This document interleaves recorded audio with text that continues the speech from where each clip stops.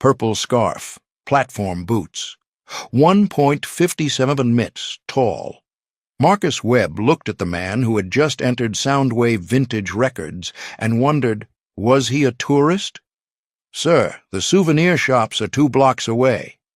But 15 minutes later, Marcus would learn why you shouldn't judge a legend by his height. Los Angeles, 2014, Melrose Avenue, 3:42 p.m.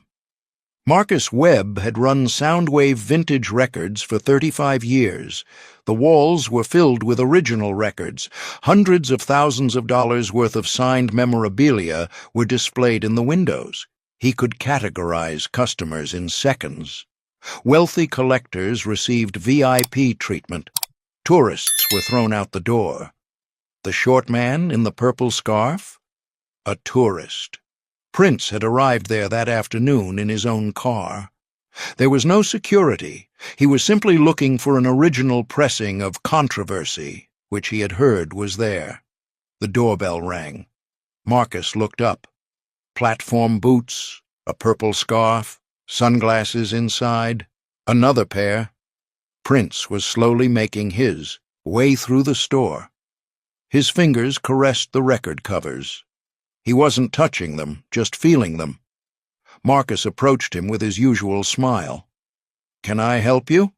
We have some reasonably priced records in the back if you're looking to browse." Prince turned. His voice was soft, a Minneapolis accent. "I'm looking for Prince records, original pressings." Marcus raised an eyebrow. "Those are quite expensive. First pressings start at $3,000. "That's all right. These are serious collector's items, not for casual fans." Prince smiled slightly. "I'm not casual." Marcus crossed his arms. This little man didn't look like he had $3,000. "Maybe you could start with something more budget-friendly. We have reissues for $50. "I want the original." Marcus sighed. "Which one?" "Controssi, 1981, first edition." Marcus paused. He had it, in perfect condition. $12,000. "I have it. $12,000. He expected the man to flinch, but the prince nodded. "May I see it?" Marcus hesitated. It was absurd, but he was curious. "You can't touch it without proving you can pay." "Understood." Marcus pulled the record from the locked cabinet. The argument, the purple label. Perfect. He held the record out of the prince's reach. $12,000, cash only or verified bank transfer? The prince looked at it. The record. It had been written when he was 23. "Very nice," the prince said quietly. "Yes, I mean, if you're not seriously interested—" "I'll take it." Marcus winked. "Excuse me?" "I'll take it. 12,000. American Express?" Marcus's suspicion deepened. "Are you telling me you're going to spend $12,000 right now?" "Yes." "Just like that?" "Just like that." Marcus examined him. His boots were worn but of good quality. His scarf was silk. There was something about his posture, self-assured. "Let me see your card first." Prince pulled out a black card. "American Express Centurion." "No, spending limit." Marcus took the card. He looked at the name. Prince Rogers Nelson. His hands froze. The card, the man, another card. "You—" "Yes," said Prince, that soft smile returning. "I am me." Marcus's face went through emotions in 3 seconds. Shock, disbelief, horror. "Oh, my God, Mr. Nelson, I didn't—" Prince raised his hand gently. "It's okay. Happens all the time. People see the height, make assumptions. But I was so rude." "You were protecting your merchandise." Prince's voice was kind. No anger. Marcus ran his hand through his hair. "I just told Prince that Prince records were too expensive for him." Prince laughed. Actually laughed. "That is pretty funny." "Most embarrassing moment of my life." "Don't worry about it." Prince gestured to the record. Can I hold it now? Marcus handed it over like a sacred relic. Prince held it, turned it over, traced the song list. Recorded this at Sunset Sound. 6 weeks. The engineer said I was crazy.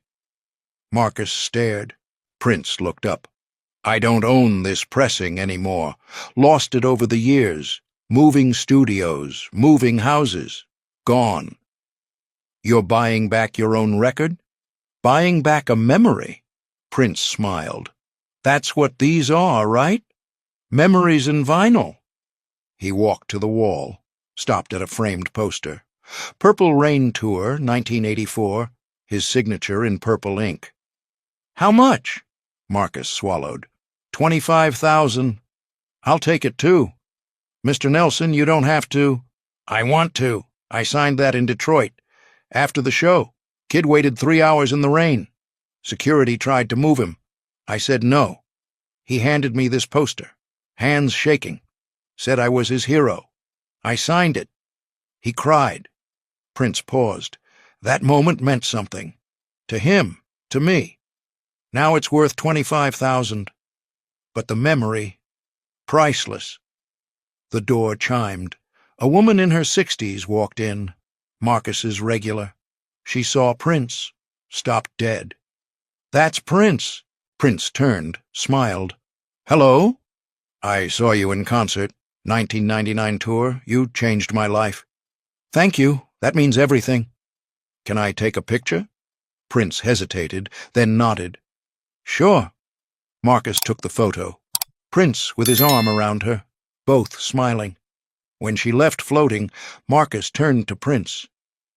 You're so gracious, Prince shrugged. Without fans, I'm just a short guy making noise in his basement. They made me. Least I can do is be kind. He walked back to the counter. What else you got? Original pressings. Show me. For the next hour, Prince went through Marcus's entire Prince collection, every record, every poster, every piece. Marcus pulled out rare items, B-sides, tour programs, handwritten set lists. Prince held each one, told stories. This set list, Philadelphia 1986. I was sick, 102 fever. Band said cancel. I said no. Played 3 hours. Best show of the tour. Another record. Love Sexy. Critics hated it. Said too weird, too sexual. I didn't care. Made it for me. Marcus listened, mesmerized. Finally, Prince looked at his pile. 8 records, 3 posters, 2 programs. How much for everything? Marcus calculated. 68,000. Prince didn't flinch. Call it 70, for your trouble. Mr. Nelson, that's not... Please. I interrupted your day, made you feel bad. Least I can do. Marcus shook his head, but rang up the sale. As he wrapped each item, Prince spoke again. Can I tell you something? Of course. This store is special. You've preserved history. These aren't just merchandise. They're moments, frozen in time. Marcus nodded. But don't let assumptions rob you of good moments.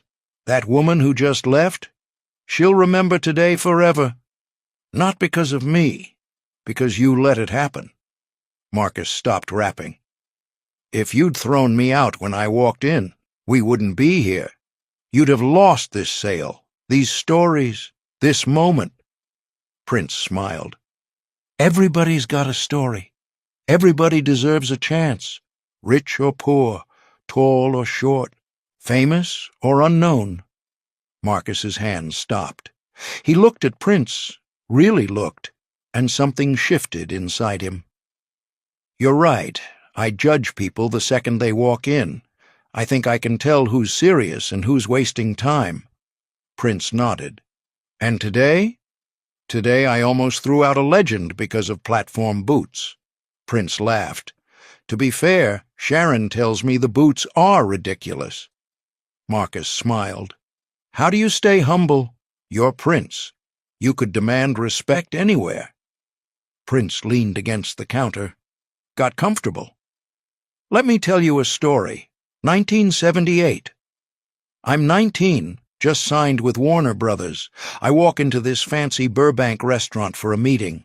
Purple pants, ruffled shirt, platform boots. The host looks at me and says, "Kitchen entrance is in the back." Marcus winced. I told him I'm here for a meeting. He doesn't believe me. Tries to escort me out. Then my A&R guy shows up. White, suit and tie. Suddenly I'm welcome. Prince paused. That day I learned something.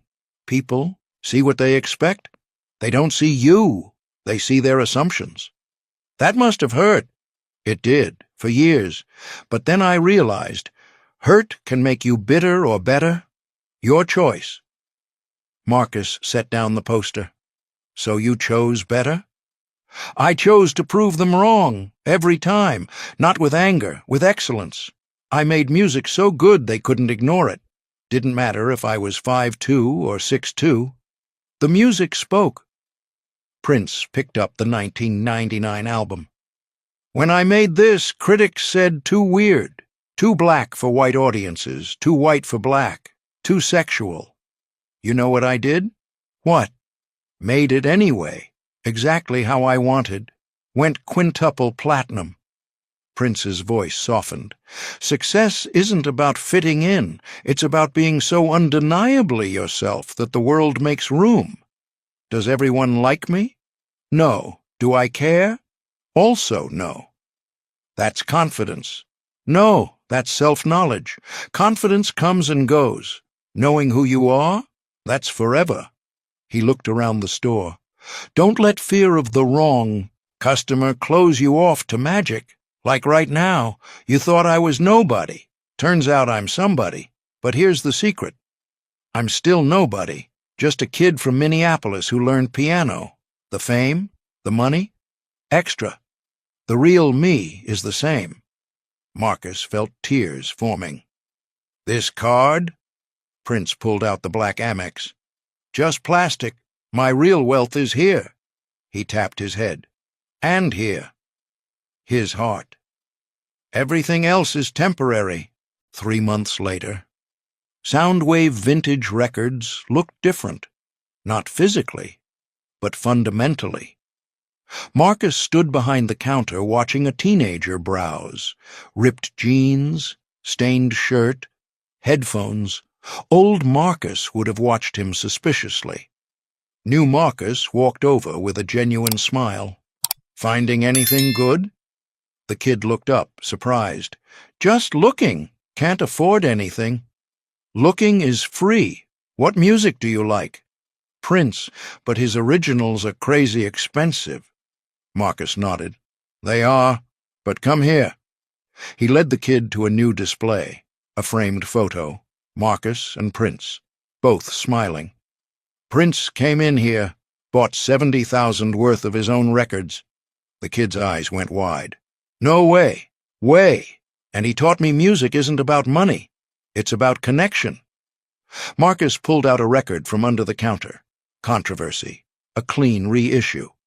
Here, it's yours. What? No, I can't. You can. A gift. From me, from Prince, from everyone who believes music should be shared, not hoarded. The kid took it with shaking hands. Why? Because 3 months ago Prince walked in and I almost threw him out. He taught me everyone deserves respect. Everyone deserves a chance. I'm passing it forward. The kid left crying, clutching the record. A week later, Marcus got a call. Mr. Webb? Prince's assistant. Mr. Nelson would like to visit again. Marcus almost dropped the phone. Of course. Thursday afternoon. Thursday came. The door chimed. Prince walked in. Same boots, same scarf, same smile. Marcus, good to see you. They hugged. Real embrace. I heard what you did, the kid with the record. Marcus blinked. How? Word travels. Prince smiled. That's exactly what I meant, passing it forward. Prince noticed something new, a sign above the door. Everyone welcome. Every story matters. Nice sign. You inspired it. Prince pulled out his wallet. I want to buy more records, But not for me. What do you mean? I want to start a program. You and me. We find kids who love music but can't afford it. We give them records. Real vinyl. Let them experience music right. Marcus's eyes widened. You're serious? Dead serious. I'll fund it. You run it. We call it the Purple Archive. Music for everyone. I don't know what to say. Say yes. Yes. Absolutely yes. Over the next year, the Purple Archive gave away 500 records to L.A. kids. Kids who couldn't afford them. Kids who loved music but never got a chance. Marcus's store became legendary, not just for rare collectibles, but for kindness, for second chances. 5 years later, Marcus was closing when the door chimed. A young woman walked in, early 20s, carrying a record. Are you Marcus Webb? I am. 5 years ago, you gave my brother a Prince record. Controversy. He was 15, no money. You gave it free. Marcus remembered. The kid with ripped jeans. How is he? She smiled, tears in her eyes. Berklee College of Music, full scholarship, music production. He said that record changed his life.